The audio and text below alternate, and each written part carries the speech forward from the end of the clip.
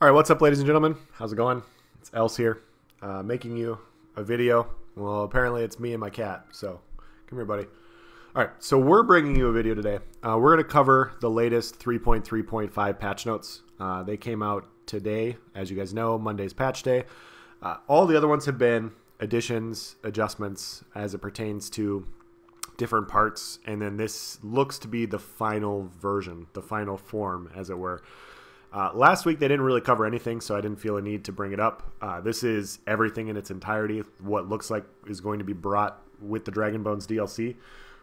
Wanted to briefly cover everything and then just provide my overall opinion now that after seeing it for 3 or 4 weeks. In general, guys, I think this patch is pretty damn awesome. It's not everything that I wanted, you know, because nothing is ever anything that you want, but everything that they did this patch caters towards skilled gameplay, strategic gameplay, and I think that is the correct direction that this game should be going towards. You know, in the past, you know, when proc sets were really nasty, they just procced, like Viper, for instance. Viper was one of the worst. It procced every 4 seconds on melee damage, so you just could guarantee to do a ton of damage. Tremor scale was 50% damage. 50% chance every time you hit with Ransack. So it was just a lot of guaranteed burst, and it made gameplay really easy. And so because it was so easy to do so much damage, it was really hard to fight outnumbered. And so they toned those back a while back, which was very good. And now what they've done, the biggest changes are, you know, I'm going to briefly discuss these monster sets, and then I'm going to go into the balance changes. But I'm really excited about most of these sets. Calurian's Legacy, like we've talked about before, that when you deal critical damage with a single target magic ability, you launch a fire, ice, shock, or disease ball at your target that deals 12,900 damage and applies a status effect. That's going to be very valuable. It all depends on the speed, how easily dodgeable the skill is. Like, is it telegraphed? Is it, you know, how much is this going to land? But for a few builds, I can think of this being very good. I think this is going to be very good in no CP Battlegrounds, which is another change they made, which is very good. Yeah, I don't know. I'm really excited to test this set on basically all my Magicka classes. I want to see how this is going to work out, but I think this is going to be a very strong 5-piece. Trappings of Invigoration. This is the 5-piece Warlock set for Stam. Stamina Recovery, Max Stam, Stamina Recovery. When you cast an ability while under 33% stamina, you restore 9,000 stamina. This effect can occur once every 1 minute. That's exactly what Warlock is, but it's stamina instead of Magicka. A lot of people are going to go, well, you know, you could run Bone Pirate. Bone Pirate gives you good recovery and more damage. Why would you run this? This is a useless set. That's some of the comments I've seen about this. The thing with that, though, guys, is Bone Pirates has to be on both bars for you to get the proc and the damage and all of that. This only has to be on 1 bar. You can wear 3 jewelry with a sword and board on your back bar, and this 5-piece here is 300-ish stam recovery. That's what it turns out to be with the proc, which is not affected by poisons. So those resource poisons, this recovery is not affected by that because it's just bulk stamina. So another valuable asset. It can only be on it only needs to be on 1 bar, which then allows you to change your enchants or your Mundus Stone or whatever, or run a higher damage set. I'm gonna definitely get this, but I'm thinking about running it as an example on my Stamplar and my Stamina DK. You know, it's just gonna be so much sustain that allows you to put damage elsewhere, and it only, like I said, only has to be on 1 bar. So don't overlook this set, guys. You know, just it might not be the best. You know, it's going to be niche builds, but I think it's going to be useful. Ulfnor's Favor. This is probably my least liked set, to be honest. Max health, magic recovery, stamina recovery, healing taken. Increase the magic or stamina your heavy attacks restore by 30%. This is a very niche sustain set. A lot of people already know that if you're getting hit with a heavy attack, they're trying to sustain. If you block the heavy attack, they don't get the return. This set, it does 30% of 0 is 0. So I'm not very excited about that one. And then the monster set, Thurvokin. Max health. When a nearby enemy damages you, summon a growing pool of desecrated bile for 8 seconds. Enemies in the bile receive 430 disease damage every 1 second and are afflicted with minor maim and minor defile, reducing their damage done and healing received by 15%. This effect can occur once every 8 seconds. So when a nearby enemy damages you, it lasts for 8 seconds with an 8-second cooldown. So it can basically be up all the time. Now, like I was saying before, and this is something I'm going to keep bringing up, but I think that this entire DLC and balance changes were scaled towards small scale, helping out small scale PvPers, bringing back skill to the game, giving people that want to fight in smaller groups a chance against very large outnumbered groups. This is a very strong set, guys. If you read it, Minor Maim and Minor Defile, that is very, very powerful. However, it only works in the pool that it's in. So when you think about a fight, like when you're fighting somebody in PvP, let's say I'm by myself. You know, I'm fighting 5 people. As the solo player, I choose where the battleground happens. I choose to run or hide behind a rock. I choose to run down a hallway. I choose to fight in a close room. The 5 of you, whatever, all 5 of you could be wearing this set, and it's not going to really affect me that often because I choose where the fight happens. So when I choose to fight in a certain area, you guys are then choosing to fight in my space where I can then have Minor Defile and Minor Maim. So small scale PvPers are going to benefit from this set more than large scale PvPers. You know, anytime you're defending a keep, anytime you're defending a flag, or you're just getting run over by a bunch of people, you're going to be able to utilize this set more than the person or group that's running you down. And so, because of how it functions. And so, this set is very strong, but it's only really going to be beneficial for people that are fighting severely outnumbered or in a defensive situation. That's where this set is going to be very good. And I like those kind of changes. I like bringing something to people that want to fight outnumbered. They want to have these defensive fights where they stand their ground, and like this is going to help that. So yeah, very, very good set, very interesting. Scale Caller Peak, this is the other dungeon that's coming out. Jorvold's Guidance, Magic Recovery, Healing done. Increases the duration of all major buffs, minor buffs, and damage shields you apply to yourself and allies by 40%. This is going to be interesting. Alcast had a video discussing major buffs like using Warhorn and everything. As it pertains to PvP, I think it works with builds that want to use shields and have the increased duration on their shield. It also works with builds that are using Resto Ult. You know, Resto Ult gives major protection or major force. You know, I think it's major force. Maybe it's minor force, whatever. But you get those buffs. It increases the duration of those buffs. So if you're using Resto Ult defensively, this set might be worth having on that one bar. You know, running 3 jewelry, 1 body, and then the Resto. And then you get the buffs every time you proc your Resto Ult. So in small scale PvP, this could be a very valuable set for like a healer. Plague Slinger, probably one of the most interesting ones. 2-piece weapon damage, nice. 3-piece max health, whatever.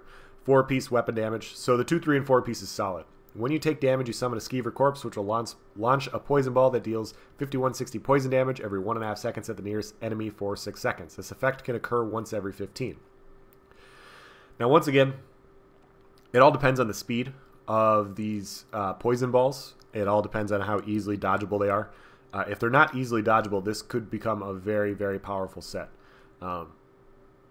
Once again, how it procs is when you take damage. It's not like 8% chance when you take damage or 4% chance when you get hit with a dot damage. This is just when you take damage.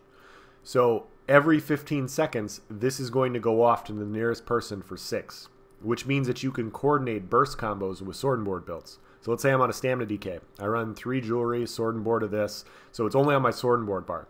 I play defensively, I tank up, I ball up a little bit, block cast, I heal, I'm just trying to stay alive. This goes off, hits the closest person to me. I then switch bars, hit with a dizzying swing, and then leap, execute. So now I have this dot plus dizzy plus execute. Like it's going to coincide very well, in my opinion, with Sword and Board builds.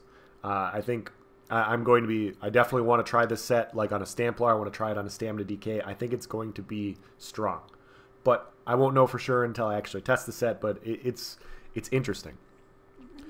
And then finally, my favorite set that I can't wait to see, Curse of the Doilmish. Max health, whatever. weapon damage and spell damage for the 4-piece. Then when you hit a Taunted monster with a fully charged heavy attack on an enemy that is stunned or immobilized with a fully charged heavy attack, you deal an additional 12,000 physical damage, which can also scale off of your stats. So you can get like 20k. Alcast posted a video where he had 20k tooltips with this set. So this is going to be very hard hitting. This effect can occur once every 7 seconds. Now, the pros to this is it hits really hard, but the cons to this is it has to be a fully charged heavy attack, so it's going to be very slow, it's going to be very predictable, and it's only an immobilization or a stun.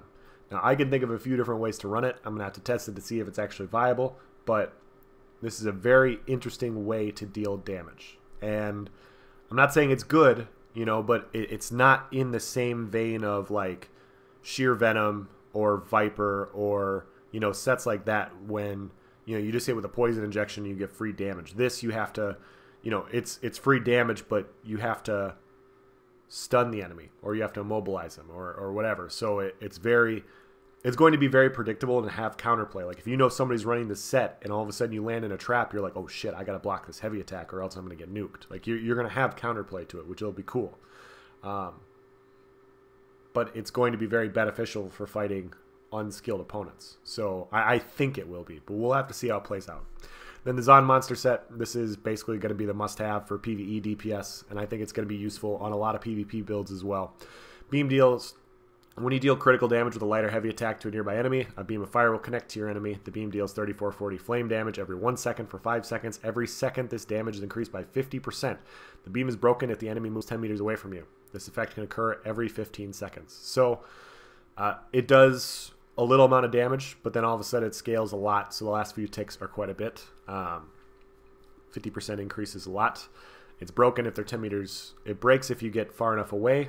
This is going to be a lot of pressure. And yeah, it's going to be interesting to see how this is applied for different builds and what we're going to have to run to ensure how we get to the 4 to 5 second duration so people don't just get out of it right away. But that'll take some testing. We'll see how it goes. They came out with some really good stuff. You can now, you know, if you don't like what your spinner's gear looks like, you can transmute it. If you don't like what your Bone Pirates looks like, you can change the styles. So very cool. Very, very cool stuff. They also have a level up advisor and a skills advisor, kind of showing you what to do if you're a new player. These are excellent changes for new guys because sometimes you just don't know where to start. Very good changes, NMX. Yeah, so overall the sets are very interesting. They're going to take testing and how they're going to work with certain builds, but they're all geared around fulfilling requirements in order for them to work well. So I think those are really unique, and I will have to see if they're worth using. Battlegrounds, they adjusted the AP that you get for first, second, and third. Pretty decent amounts. Warden balance changes. Birds are now dodgeable, which is a great change. Green balance, healing seed, reduce the cost of this ability and its morphs by approximately 28%. Okay. At the end of the day, guys, I do think Warden needs to be tweaked in a bunch of different ways. And so when I just want to be clear on this. When I say that this is a good change, it doesn't mean that more can't be done to a Warden. Like how Wardens sustain and how they're able to get ridiculous amounts of ultimate, I think is too powerful. And so I think they need a reduction in the amount of ulti gen that they can get. I think that needs to happen.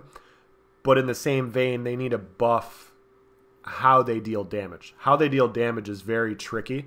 Now that these are dodgeable, lining up Subterranean plus Birds plus Ultimate is very tough to do. And at the end of the day, it's just they could use another skill or two added to their toolkit from a damage perspective. They're the lowest damage dealing class in the game. They need a couple buffs. It doesn't have to be a lot, but you know, when you look at Magicka DKs, they don't have an execute, but they have a ton of dots. Wardens, they have burst damage, but they don't have an execute, and they have 1 dot. Like one useful dot.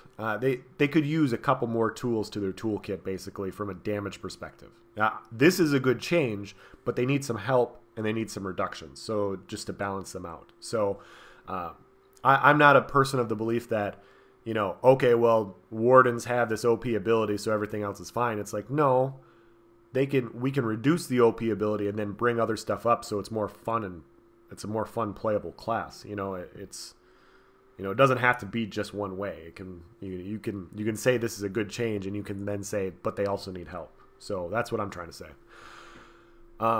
Warden bug fixes Animal Companions, Feral Guardian. Fix an issue where the Guardian's Wrath and Guardian Savagery special attacks from this ability and its morphs could not hit larger monsters such as St. Olms. All right. Winter's Embrace. Okay. I will post these in the section below as well for you guys that want to go through it. And the biggest change for this patch that you guys need to know is they got rid of AoE caps. This is something a lot of people have been clamoring for a while. But let's say I run in a group of 5 people, and we're trying to fight 20. We're defending in an outpost, and we're trying to defend this outpost against the 20. We all time our ultimates. We go in and we hit hard. Well, only 6 of them are going to take the full amount of damage. Everybody else gets reduced damage. Whereas every single one of them, all 20 of them, have 15 more ultimates than us. They have more damage than us because they have more people. They're not affected by AoE caps when fighting us, whereas we're affected by AoE caps fighting them. It's a built-in advantage for larger amounts of people, and it needed to go away, and they finally adjusted this, which is good. This should make those big Zerg on Zerg fights last a little bit shorter as well. Less lag then. Maybe people will be Zerging less. If you play on Xbox and you ever go to Vivek during prime time, 60, 80-man Zergs. I'm not even joking. It's 3 or 4 full 24-mans running around together, because that's how you get AP, is you capture keeps, and if anybody runs less and they die, then they have to respawn and they're not getting the AP everybody else is. So everybody just kind of goes in a train, and it's shitty. This should help remove that a little bit, and if people still want to run in 60-man Zergs, these 5-man bomb groups are going to have a ton of fun and get a ton of AP. We want to encourage more tactical group play where players are encouraged to spread out instead of stacking in a tight ball. We're still evaluating this aspect of AoE caps, and we'll make adjustments in the future as necessary. Very good change. This is probably the best change that they came out with. Once again, helping skilled, smaller scale PvP. Cast interrupt time changes. This is my second favorite aspect of this. Anything that has a cast time that can be interrupted currently will now be put on a 3-second cooldown. I'm not going to read all this to you guys. Basically, like Dark Flare, Dark Flare, the Templar skill, Snipe, Revives, Radiant Oppression, skills like that, where when they put it on you or when they go to cast and you can bash them out of it or hit them with Crushing Shock or Inhale, they cannot use that skill again for 3 seconds. And so I'm sure you guys have all had it to where you're fighting 4 or 5 people and you kill 2 and one guy just goes into full revive mode. And he's wearing Kagranax Hope and he's just getting people up every 2 seconds. That's his job. Somebody gave him 1,000 soul gems and it's his job to play medic for the entire freaking world, because that's how he gets his AP. That shit's annoying. And it sucks when you're trying to fight outnumbered and all you see is people go into revive mode. And at that point, it's not even PvP anymore. It's just trying to stop these. And some classes are better equipped, like my Sork with Crushing Shock. I can interrupt the revives. It's not as big of a deal. If I'm running a stamina class, I can bash them out of it. But at the end of the day, if I'm on a Magicka Nightblade or if I'm on Magicka DK and I'm not running Inhale and I have to bash them out of it, I only have so much stamina. I'm already fighting outnumbered. I'm already fighting more people. I have the other 2 guys hitting me, so they're distracting me. I can't bash and do this, so then they just revive the guys and then we continue to fight. This is going to stop a lot of one-button warriors from being one-button warriors. They're going to have to do something else. So if all of a sudden I bash this guy, well, he's going to have to attack me now or do something other than just stand there and try and revive again. He's going to have to wait 3 seconds before he uses the skill. Those Radiant spammers, that it's their job in their 10-man group to hit Radiant on you. If you interrupt them, they can't hit Radiant with you again. They have to do something else. Skilled gameplay, other skills will have to be used, or else people are just going to be standing there doing nothing, which is useful once again for, skilled players. So I like this change a lot. Stuff like Uppercut, it is a channel, but it could never be interrupted. You can't interrupt it right now. Puncturing Strikes, it's a channel, but it can't be interrupted, so you still can't use it. Soul Assault can't be interrupted still.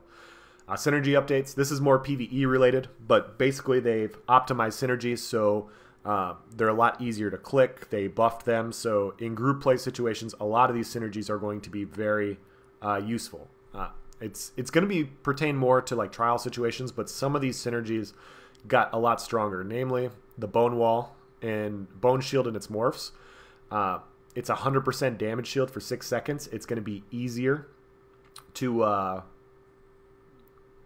get the shield on your friends. And if an ally uses the synergy and applies damage shield to you, you will now be also placing the cooldown for that synergy.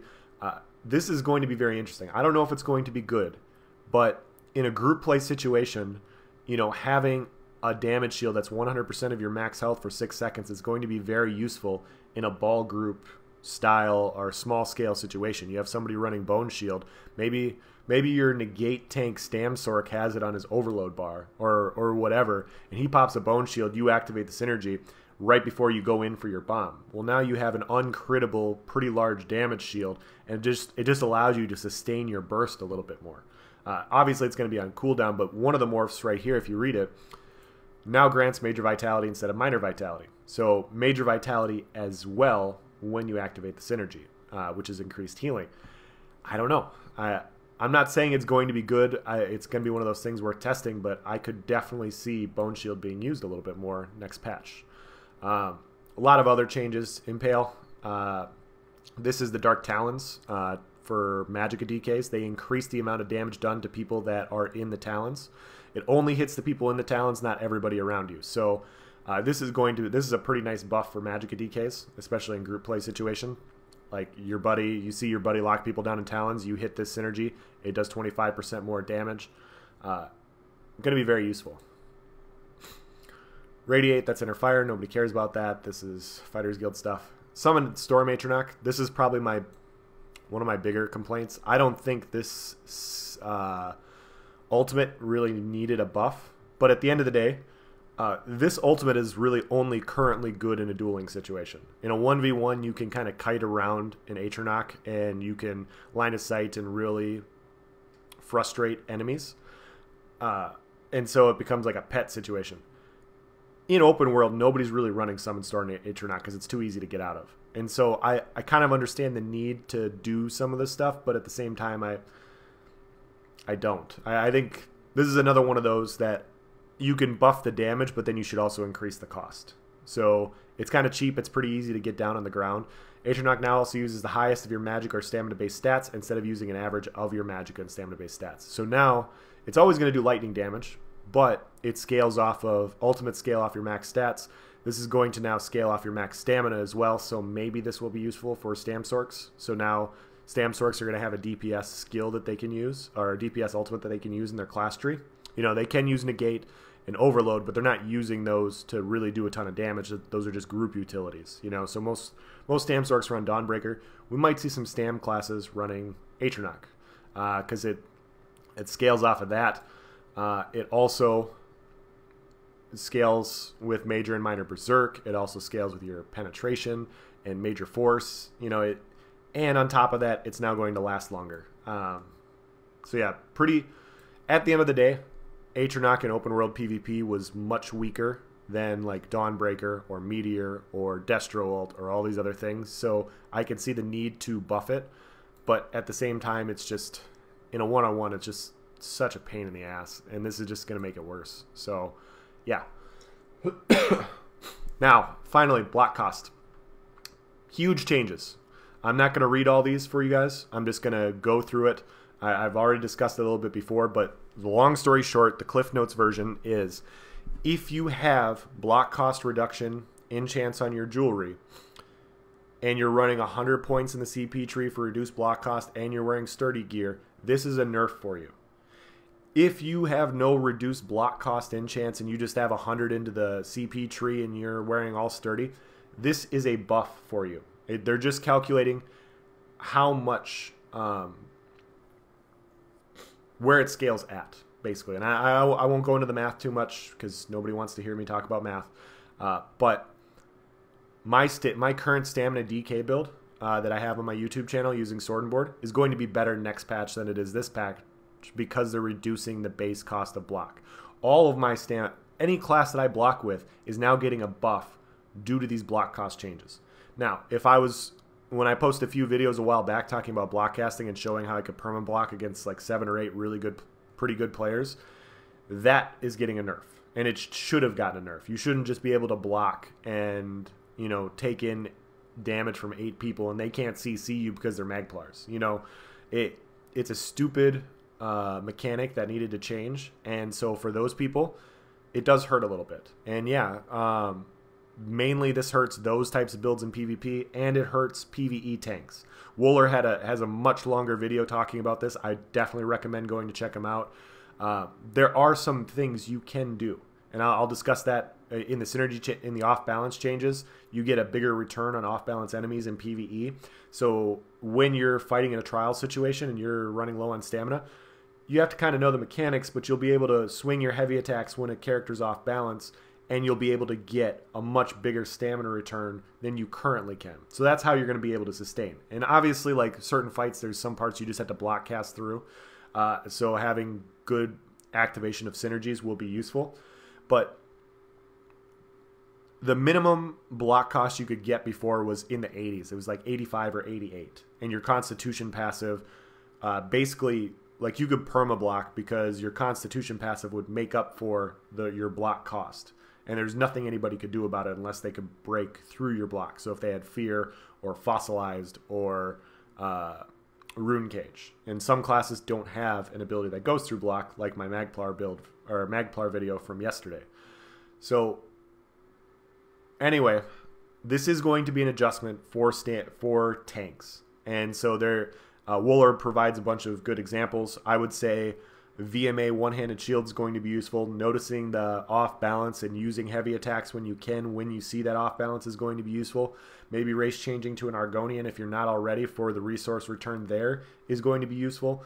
Maybe going 7 heavy because the block cost was the minimum you could get was 80. Now it's going to be 350. Maybe going 7 heavy to get a bigger Constitution return is going to offset some of that for you guys. Maybe heavy Black Rose. You know, maybe that set where it says 30% more recovery on heavy attacks. Maybe for some builds that are having a hard time sustaining, maybe you go out and farm that set. You know, and there's going to be ways to get around it. It's just, it's going to take more skill, basically. And so when you know a fight and you know what you can block and what you can't block, then you know what you don't have to block, that's when you build your resources. So pretty big adjustment, but for a lot of builds, this is a buff. Every build on my YouTube channel right now, this is a buff to that class. So pretty useful. Heavy attacks and off balance. Using a heavy attack against an off balance enemy will now only consume the off balance debuff if the enemy is successfully stunned. This is more PvE related. I'm gonna drink some water here really quick. All right, so going in that same vein that I was talking about before, where is it at? All right, so this is another adjustment. This off balance stuff also applies to the Power Lash ability. You can Power Lash on an enemy until the off balance effect expires or is consumed. So when you're fighting somebody in PvP and you lock them in Talons, that then immobilizes them, and your Flame Lash will then set them off balance. If you hit them with a Power Lash, this will then stun them. And so it's essentially a free CC for people that are in your Talons. This is a pretty big buff to Magicka DKs as it pertains to PvP. This is overlooked a lot. You know, it's kind of hidden in all the other stuff, but you can use Power Lash on an enemy. They added a cooldown to Power Lash as well, and so people are mad about that, and they're like, oh, now they can get away, yada, yada, yada. This is so strong, those other things kind of needed to happen. So this is, once again, a pretty big buff with a couple reductions in the other direction. And all a lot of people are seeing is the reductions, which isn't... You have to look at the whole picture, is all I'm trying to say, and this is going to be pretty nasty for Magicka DKs, locking people in Talons. So... using a heavy attack against an off-balance enemy player character will now stun them in the same way that it stuns monsters. So that's what I'm trying to say. Yeah. This new behavior also applies to the Power Lash ability. You can use Power Lash to stun enemy players. Using a fully charged heavy attack against off-balance enemy will now restore double the amount of resources. This is what I was talking about before. So they've now buffed the synergy to where you see when off-balance is applied. You will know in that period of time that you can then heavy attack to get double the amount of resources to sustain a little bit better. I can see this being very beneficial in a trial situation for tanks, DPS builds, everything. When you see that off balance, okay, well, it's time to apply some heavies to get my resources back so I can go back to my rotations. This might make some sets, like maybe I don't know for sure, but maybe like the VMA one-handers, being able to empower your dots and then go hitting a couple heavy attacks when they're off balance to get your resources back. It might bring a rotation like that back, which would be very nice to get away from just pure heavy attack rotations. Developer comments. We've changed the way off-balance debuff works in dungeon and trial situations, so there's more consistency for all groups in how this debuff is applied and used. Heavy attacks no longer immediately consume the off-balance, which is great. We've also significantly increased the resources you receive when you heavy attack an off-balance enemy, so builds that have sustain issues now have a clear window of time to fill their magic and stamina bars up. That's what I was talking about for tanks. Finally, bosses are now immune to the off-balance debuff for a short period of time. This makes heavy attack usage more strategic, as there is a limited amount of time during the fight when its usage is optimal. Standardize off-balance across games so that all applicable abilities and procs apply the effect for 5 seconds. So this will unify the off-balance mechanic into a consistent experience. You now have the same amount of time to take advantage of a target being off-balance regardless of which abilities activated the effect. This is mostly PvE changes. I wanted to read through a lot of it because off-balance does apply to PvP. We can set people off-balance by putting 120 points into our CP tree and then dodge rolling one of their attacks. That's how you proc the truth set, as an example. Off-balance also applies for Magicka DKs or running with a Magicka DK. There are other ways to get off-balance, and so these changes are something you should take heed of and just kind of know that in that situation you're going to have a few more. You're going to be able to access sustain a little bit better, is all I'm trying to say. Block dodge rule sets, they basically went through this before. I talked about it in the previous video. AoE attacks, like radial sweep, Destro ult, whatever, they're AoEs. You cannot dodge them, but you can block them. Well, you can't block Destro ult, but you know what I mean. Radial sweep, spear shards, drain power, sap essence, you can't dodge roll them, but you can block the damage. Beam attacks, radiant, you can't dodge that. When this was dodgeable, it was completely unusable, so they got rid of that. Soul assault was completely unusable when it was dodgeable as well. And lightning staff, these are all blockable, but you can't dodge their attacks. So lightning staff will still be undodgeable. Interesting.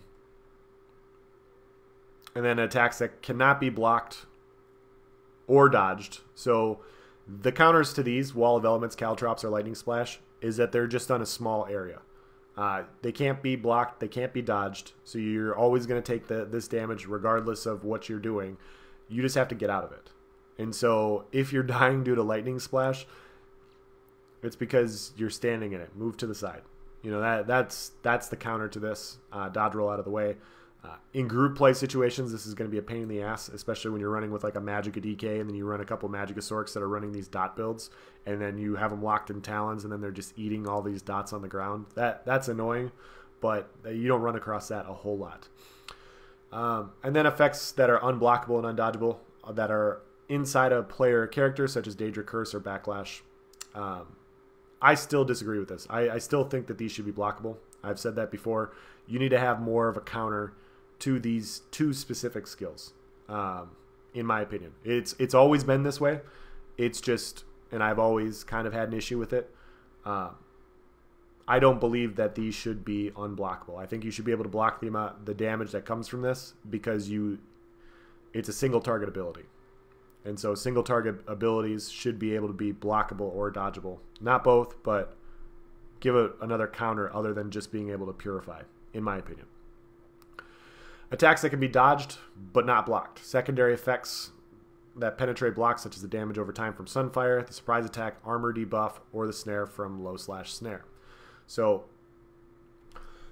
Low slash, when it does damage, the snare could potentially be dodged still. So you could do damage, but you could potentially not be snared.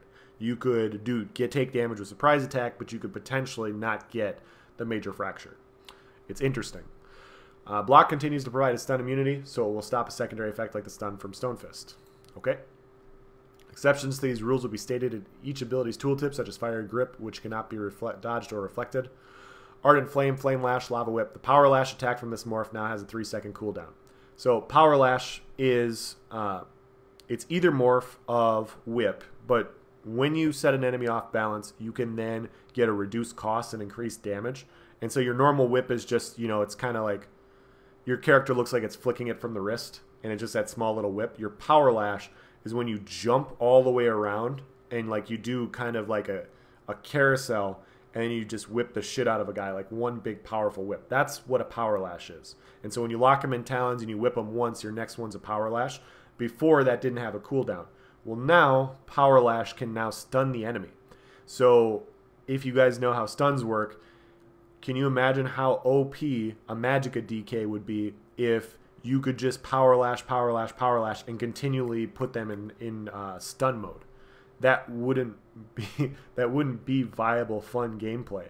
So this needed to be changed. I saw a few people on the Facebook, one of the Facebook pages that I read, they were bitching about this. They're like, oh, you know, rip Magicka DKs. No, they got a pretty big buff, and this is just scaling that buff back so it's not so ridiculously overpowered. Everybody in the games is going to be locking people in talons and power lashing and stunning them to death. This needed to happen. Good change. Lava Whip, this ability and its morphs no longer have a cooldown. When they set the enemy target off balance, striking a stunned or a mobile enemy will always set them off balance. Searing Strike, the initial direct damage for this ability and its morphs can now be blocked and dodged. Okay, it's single target. So, makes sense. Nightblade Assassination. Assassin's Blade, the damage from this ability and its morphs can now be blocked and dodged. Makes sense. It's single target. Kind of my same gripe about Curse, but I digress. Technically, Curse is an AoE as well, but you apply it to one person. Grim Focus. The stacks you build towards the bow proc for this ability and its morphs will now remain if you recast the ability early, or if the ability expires, the partial stacks are removed if you exit combat. This specific thing means more to PvE DPS. Magicka Nightblades and Stamina Nightblades can get really high DPS if our rotation is like really, really good. We can get 3 of these procs within the buff. And so that's how you really stack your damage, is just by having a solid rotation. But if you mess up, it really affects your overall DPS quite a bit. A lot of people don't like playing Nightblades in trials, because if there's any lag, like, it's really tough to deal with. Like, your damage just kind of goes to shit really quickly because you're relying on these procs to be a big part of your damage. This just basically what this is doing is it's not going to be as hindering if you can't get your rotation down as well. So it's still going to be a skill-based Nightblade thing. Like, to get more damage, you're going to want to have that really nice tight rotation. But if you mess up, it's going to be a little bit more forgiving, which is what they're saying. Teleport Strike. They did a big nerf on all gap closers. They're reducing the amount of damage they do. Crit Rush, Adric Spear, Toppling Charge, Shield Charge. All of them got nerfed in their flat damage. I'm not really sure why. Why this is that big of a deal. They say that, you know, people can spam it. I haven't seen that as big of a deal lately, but sure, I mean, that's fine. All of them got nerfed, so that's going to be the last time I talk about that. Shadow Image got fixed. It was very bugged this patch. Like, if you dropped it and you got out of range of your Shadow Image, you would either attempt to port back and fail, or your character would get locked up and you couldn't use a skill until the Shadow Image went away. So that was part of the reason why I haven't really been posting much Magicka Nightblade stuff. My build relies on using Shadow Image, and Shadow Image was really, really buggy. And so it made it unplayable in a lot of ways. So they're fixing that this next patch, which will be good. Adric Spear, like I said, nerfed the gap closer. But they also buffed sweeps and jabs. The overall width of your jabs in front of you is now 1 meter wider. It's going to be easier to land targets, which is a good change. Sometimes it's not easy to land those, so having a little bit more AoE for that is good, in my opinion. Critical Charge, nerfed that. Critical Rush, the crit charge morph, they nerfed the amount of damage at range that you can do. So instead of 68% more damage maximum, it's now 40. Apparently really looking at these gap closing skills and nerfing them quite a bit. So you're going to have to use other skills for damage. One-handed shield. Reduce the duration of snare applied by this ability and its morphs to 4 seconds from 12 seconds. So low slash provided a 12-second snare. It's now going to be 4 seconds. Faster gameplay. Reducing the duration of these snares is a good thing, in my opinion. Like, nobody wants to be snared to shit for 12 seconds. Just like what Tremor Scale has, all that. Like, those big, long, annoying snares are not fun to fight. It's not fun gameplay. They still have them, but they're reducing the effectiveness. I think that it's going to make for faster gameplay, more fun gameplay in general. Whirlwind can now be blocked but cannot be dodged. Elemental Storm, they reduce the radius of Elemental Storm. So Eye of the Storm, Destro Ultimate, is reduced to an 8-meter radius from 10 meters. No AoE caps. Anybody using Eye of the Storm in PvP is still going to be very happy, but they toned this back a little bit, which I think is a good change. Soul Assault, this ability and its morphs no longer snare the enemy target. Now, Soul Assault currently has a 70% snare, but I talked about this before in a couple of my other videos. I felt like Soul Assault needed either a reduction in the overall amount of damage you can do or the duration. So it was either lasting too long, it was doing too much damage, or it was too cheap. And they had basically addressed none of those. And so for a little bit, I was a little annoyed by it because it was like, this needs to be adjusted. But they adjusted it this way, so now it's no longer going to snare. No snare, which is great. But on top of that, they also adjusted what this does with their block cost adjustments. And so I didn't see it right away, but reducing the overall block value, base value from 21 to 1700 is going to allow everybody to be able to deal with Soul Assault better. No matter, regardless of your build, you will now be able to block Soul Assault a lot more effectively next patch than you can in this current patch. And so the fast builds, the medium armor builds, they can potentially line of sight or get around a corner or just break the distance on it to get out as well. And so they provided a few more counters to this. I had a really nasty build idea for next patch using Kalurian's Legacy and Zaan, and basically proccing both of those. And then when they tried to break the distance, I was going to Soul Assault that person. And yes, it's retarded. Like I laughed when I thought about it. I was like, this might be really broken. Like, this could break the game. And they kind of adjusted that with just this one thing. You're not gonna be able to snare them in place. They'll be able to get out, which I think is very good. I like this a lot. So Vampire, Werewolf, reduce the damage of Pounce.